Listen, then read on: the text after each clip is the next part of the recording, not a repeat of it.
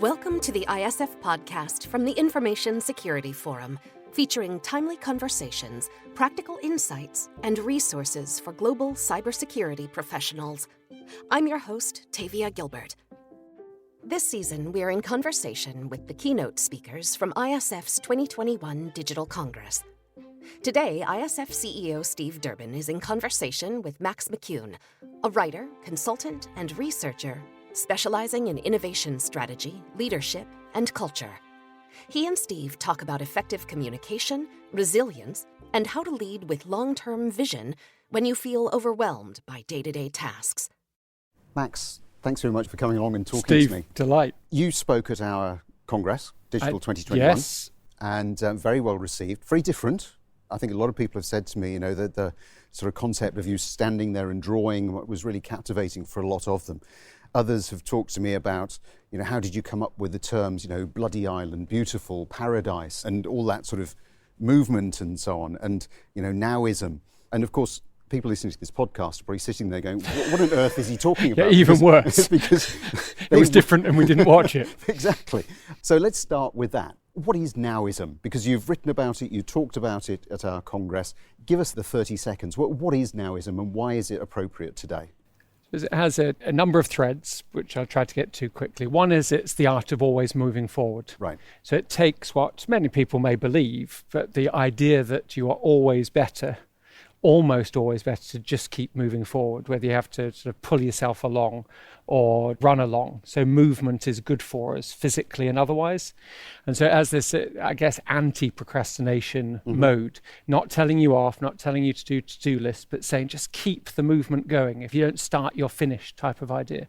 And it also comes from the idea that you have to grab hold of an opportunity in the moment and link what you do now with what you eventually would like. Okay. And it can be very easy to become overwhelmed with the demands of now, even the demands of yesterday or your task list, instead of connecting very much what you do now with where you would like to get to, taking a moment to see what the end objective is and then create space that allows you to get to where you want to move to. Right, okay. So as a security professional, because a lot of people listening to this aren't security professionals, how can we take that and drop it into the day-to-day work of people who are hugely stressed, having to respond in the moment, perhaps some might say, because what you're suggesting is perhaps introducing some sort of longevity to the thinking process. And a lot of people would legitimately, you could argue, come back to, I don't have that time. I've just got to respond. I've just got to get on to the next thing. How do we blend those two things together? I think one thing that's really helpful is knowing that you are free to choose at this point. And I think that's really at the heart of nowism as well. You are free to choose, as Sartre said. I can't tell you what to choose, but you are free to choose. And I think the more that people believe that that is the case, and the psychological evidence bears that out, when we feel strong, we feel capable of making a choice, and we are aware of more choices, we stop making the excuse that I can't, I'm too busy, because we know that's a choice too. And I totally feel for them. There are a lot of people in this world who are even busier than your security professionals, but many of them are juggling many, many things, impossible lists, impossible demands. But I think one, knowing that you are free to choose. Two, by dividing your timelines, your horizons into different pieces, we can say, how do I cope with today, but with grace? How do I not resent the interruption, because the interruption is inevitable? There's a piece of research that was done in a hospital, and it showed that when people accepted that they would be interrupted through their day, they didn't resent being interrupted by colleagues. Okay. So accepting that life is interruption in the day-to-day and accepting it with grace, that's good. But then moving outside and saying, however hard I work today, that won't help me solve the bigger problem and take us to a new level.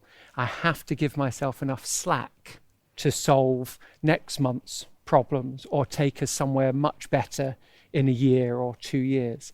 And I think by dividing it into parts, maybe even planning out your schedule a bit, that says today is for today's task, busy, busy, busy, busy, busy, but actually tomorrow I've blocked out what to do over this quarter. And on Friday, we're going to talk about where we're really going to get to in a year or two, because I owe that to myself and to the business. And by doing that, it becomes somewhat simpler to colour code your life. Yeah, it's about change, isn't it? It's about the management of change, how you cope with change and indeed transformation. And when I look at the security industry, it's still, in my view, a very young industry, a very immature industry. It's going through tremendous amount of rapid change. And one of the things I think that very many still are trying to come to terms with is this need to align security, which in some instances can be quite a technical area, with the business. Yeah. And overlaying that, of course, is strategy, because ultimately, if you go forward not too far into the future, the two will meld together and it will be seamless. So how do we help to provide that kind of roadmap during a process of transformation, of change, where we also have to take into account not just security professionals, but also now business people too, because we want to bring them all together? How do we do that? I'm going to give you something very practical. Great. Which is unusual, perhaps. Maybe I should give it. But be practical, please. Not for me. I like being practical. But what I would suggest to anybody who actually wants to do that, to be more strategic in their work, is to grab it's free, it's online, it's the Speed Strategy Canvas. Right. And it's in the strategy book as well. But as I said, there's a free downloadable version. And on one page, I put it in the 10th anniversary edition of the strategy book, because somebody asked me this exact question: how do I come up with a really, I think they said shit hot, right, to quote them, but how do I come up with this strategy, but quickly? I'm so busy. How do I communicate my strategy? And so I put the 5 fundamental questions that strategy seeks to answer, plus driving and restraining forces, all on one canvas. And it really does help the non-strategic person to start thinking in a strategic way, and also communicating it to other people though. So if they say this is the desirable end, and you'll remember from the Congress, I defined strategy as about, you fill in this box about desirable ends, and I don't know what you put in there. You say no attacks or no successful breaches or whatever it is you put in there. You just put your best effort in and you say, but where are we at the moment? And you see what the gap is between those and what would be possible. And then you look at what's stopping you and what is driving you towards it. And then and this is important, you then share it with another person. Okay. Maybe your business equivalent. And you say, look, this is what I think I'm trying to achieve, but where do you differ from this? And maybe that person says, well, look, we can't do no breaches. I mean, it's not my exact world, although I work with many of your members. Yeah. But it may be that being fast is more important than the occasional problem. It may be that just keeping the backup safe is the most important thing. And you really make it clear that all this technical jargon or important technical detail, as you see it, is not that important to them. They want to stop people stealing from them, stop damaging the company's reputation by doing something bad, and they want to have their backup so that they're operational. These 3 things are all business care about from the security point of view. If you've got those in your desirable ends list, I think then you can discuss how to use resources and how to make business operational decisions and processes, or hiring or cultural decisions that help you get there, even if they're outside of your immediate to-do list or technical roadmap. And I think it's always helped in the past, and I think that would help many of your members to have a more strategic discussion. I think that's a really good point. And one of the things you said that really struck me as well in the Congress was, you said, and I won't get the words right, but it was something along the lines of, you should always try to use the language of the person you're speaking to, rather than yours. And I think that also is a very strong message, because it's all very easy. It doesn't matter whether you're security, IT, medical, you all have your own jargon, don't you, your own language. And I think one of the things that's very important is to be able to convey the message in the language that is understood. And what you've just been talking about at least provides some sort of framework. A mechanism. For that, doesn't it? A few words, not a lot of... Absolutely. And I think it's, as soon as you realise that as a person, that you want to communicate, not insist on somebody learning your language, you're the person who has that responsibility, I think. If it was the business person, maybe the CEO could learn your technical language. maybe, but it's far more likely that you're going to, that Hollywood line, say that again in English. Yep. They always say in some kind of sci-fi thriller, say that again in English. Well, I asked a French friend this summer, what do they say, here? And they said exactly the same. They say it again in French. Right. There's that demand that somebody would speak to you in the easiest possible way. And I think that would help a great deal of people to get their message across, or even maybe to find what their message is. What is it they are trying to achieve? They've been promoted up through the ranks inside a corporation. Maybe they've forgotten what the purpose is from monitoring a network to the next layer up, the next level up. Is it Chief of Security Operations or something, CISO? You get to that stage, maybe you've forgotten a little bit about what its purpose is and are not communicating it to the rest of your own team even. We're not here to stop people. We're here to facilitate business. That's our purpose. So strong communication basically is what we're talking about in the language that people understand, using common tools, common frameworks that people can relate to that really help to focus on the key issues. Let me switch slightly now, because you work a lot with boards around the world as well.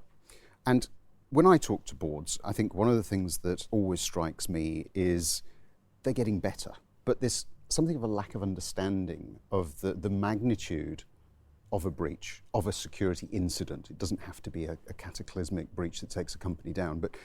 And again, I'm thinking about some of the things you've just been talking about, the frameworks and so on, which can be applied in that area. But based on your experience of working with boards and developing strategy, how often do you get into issues of security, or indeed things that would have such an impact on a company that it could take it off air for days, weeks, as indeed with a large scale? Well, I suppose with my work, again, the audience won't have seen this, but I talk about WTF moments, and I talk about WTF waves, and these things that build up and suddenly have sort of maybe a catastrophic impact at one point in time, and are a surprise, or have been building for a long time, the long emergency that eventually happens. So we do talk about those things, and I think by starting and describing them in that way, which I do visually, then the various specialist areas of the business, the chief of, the CFO, the CMO, the CEO, the COO, they all come to that and say, okay, but for me, what is that wave? What could destroy the company is exactly what I ask. In fact, I ask, how would you kill your company? We do a shark session and we talk about, if you had to destroy your own company, where would you start? How quickly could you do it? And so the CSO can say, well, I would have this massive, extinction level event. But the CMO would say, well, it would be the result of that product being copied. If it was copied, we'd have nothing, that kind of thing. And I think that by asking the question that way round, it does open people up to saying, well, this could kill us, this could hurt us, this could keep us where we are, this could keep us slightly behind. And allowing them to see it in levels really invites them to discuss it at a level that they understand, not at the level that just makes their eyes roll back in their eyelids. I mean, nobody likes other people's jargon. No, absolutely. And then it's about balance, isn't it? It's about the board or the group of individuals that we've got together deciding what makes sense, basically. How do you support them through that process? To helping the board understand and make sense of it. Well, if I was in this CSO style role, if I was there trying to communicate, I would bring somebody into a meeting and explain in one go, in one exciting marketing style event, borrowing all the clothes from all your other colleagues, something that made every part of your job relatable. So, I talk about idea zombies and I draw an idea zombie. Talk about idea sharks and idea babies and I draw them all. And now we're sometime after the Congress and you still remember what we were talking about. And I have clients who 20 years ago I described some of these concepts and their whole workforce talks about them on a regular basis.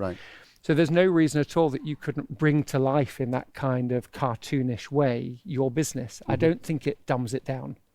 We've seen through COVID, you have to communicate in a very clear way. Japan has little emoji that are the shape of COVID viruses to explain to people how to work. And they have little vaccine characters to do little vaccine dances. And that probably makes it clearer in a Sesame Street style way what we're talking about than trying to stay dull. So I would open it up and ask your colleagues for help to explain the problem, and then ask them to move the pieces all around without any need. How are we going to stop that bad thing getting in here? Draw him as a robber and make it clear what it is. How do we get that snooper over there and have him as a voyeur? And that, I think, maybe would help. And I think that's a really helpful piece of advice as well, because very often members will come to us, CISOs in particular. I'm thinking particularly in the financial services space, because that's where a lot of them are coming to us from at the moment, and ask that question, how do I get this message across to a trader, who is only interested in making the trade time and time and time again? As far as he's concerned, if one piece of technology goes down, he needs another one that works straight away. And I had a conversation with somebody not that long ago who's saying, we've got one particular person in the business who is outstanding. He's our best salesperson. But his security hygiene, to use that sort of terminology, which probably immediately turns the bloke off, isn't where it needs to be. And so again, we're sort of mixing jargon, we're mixing, business with security. And the sort of thing you're talking about, I think, provides again this useful way, this useful framing for people to get their heads around the importance of it. Because for me, that's one of the things we have to do from a security standpoint. We have to make it relevant to you as an individual. If we can do that, then we're on to something. And then we absolutely, I think it's, if you don't want a data breach, store no data. Right. Yeah. If you want no extinction level event, have no data, have no business. And I think that this can be an education process for all sides of this discussion, so that the security people also understand what the point of them is. The point of them is to keep the business going, to not get sued, to not get stolen from, and so on. And if they understand what they're for, they can explain it better up to other groups and show them how they can help. I mean, it's just like everything else. I'd steal from lots of people. I'd steal from the usability colleagues and say, how do we make it simpler to do the right thing than to do the wrong thing? Because if you make something hard and optional, people won't do it. Well, unfortunately, some of the professionals are the people with the problem. Like, is it cloud permissions is one of the latest ones, with professionals making the error. But at least you could explain it to the group above you. How does this work? And then start explaining it to the rest of the group and having a communication. I think, it is a competitive advantage to not be destroyed by breaches and similar, to be a trustworthy company. And I'd have both the threat, we'd like to avoid this, how much is that worth? And then also the opportunity, would it be good to be known for this? But then still understand your place in the team. You're not everything, you're part of a team. And I think the other piece as well that we mustn't forget is that at some point there will be some kind of security incident. We can never put it off. It's a bit like death and taxes. It's always going to happen. It's simply a question of when. And I think changing some of the language there as well. We talk, I think, all too often about a failure in security. It's not a failure, in my view. It's because we've gone through a natural progression, and at some point on that journey, we are going to have something that goes wrong. It's the same with a car. It's the same with anything that we have. And so I think shifting into this different cultural mode that says it isn't about apportioning blame, it's about anticipating what might go wrong. That's why you take out roadside assistance, for instance. You've anticipated at some point in the future there may be a problem, and so you've done something about it. And so I like the analogies used because it brings it to life for that other, I think for all audiences. When you had highways, as I mentioned in my keynote, when you had highways, you get highway robbers. I know this is old language, but we now have a super highway, information highway. We have super information highway robbers. That's going to continue because the rate of money flowing through the internet is greater and is growing faster than any other source of money, and it's easier to do. So this will continue, and I think you're absolutely right. There are shoplifting at supermarkets, but that doesn't stop retailers opening, and they don't instantly fire the head of security because something got stolen. And the same with bank robberies. What you do is you try again and say, okay, what can we do this time to avoid that damaging our business? But there is no excuse for not having a backup that is safe from hackers destroying all the backups. No, you've got to have some You have to have some bottom lines, exactly. some real bottom lines that say, no, CEO, honest to God, before you go to sleep, somebody has got to sort of tap you on the shoulder and say, we've got the backup, we've tested the backup, it's in a place that is untouched, that is air safe, it's untouched from anybody else. Because I think people do need to know what the bottom line is. So to distinguish, as you say, between the bottom line things and then the stuff that's always going to happen, so that we know they're not the same thing. Somebody, stole everything from us is not the same as somebody stole some knickers from our lingerie counter today. They're not the same level of breach. Right. You did that on purpose, didn't you? Breach and knickers. You did, didn't you? You couldn't resist. It wasn't bad life, you couldn't was resist. it? You couldn't. It's just in the head. Yeah. Max, it's been wonderful talking to you. It's been really good. It's been a real pleasure. Thank you so much for coming along and speaking at our Congress. Very well received. And also for taking time to just go over some of those key points with me on this particular podcast. So thanks a lot. You're very Dr. welcome. Max. Total pleasure. Thank you. Thanks to this week's guest, Max McKeown. Next week, Steve sits down with computer programmer, philanthropist, and co-founder of Apple, Steve Wozniak. It's a special Q&A you won't want to miss. Here's a preview of that conversation. Even the head in a large company, has maybe a CTO, or a CIO, but has to rely on all the people beneath them to try to give their input that comes from millions of others, and you can never be 100% sure these days. It's so easy to make one tiny error that has a huge impact. Our systems should be designed to be robust. The word robust means if you make even major changes on the input data, you get very little fluctuation of the output. It's very stable. The opposite of that is a tiny little mistake leads to a huge, huge, horrible outcome. We'll be back for the full conversation in a week. In the meantime, is there a topic or question that you'd like us to cover in a future episode? Let us know at securityforum.org, which is also where you can find the catalog of past video and podcast episodes, as well as ISF's research, practical tools, and guidance related to discussions like today's. Find us on LinkedIn by searching CEO Steve Durbin or Security Forum. Follow our audio feed wherever you get your podcasts, and you'll never miss an episode. And if you like the ISF podcast, we'd love it if you'd write a short review. The ISF podcast is produced by Talkbox and Tavia Gilbert, with music by Alexander Filipiak, associate producer Katie Flood, mix and master by Brian Barney. Thanks for listening.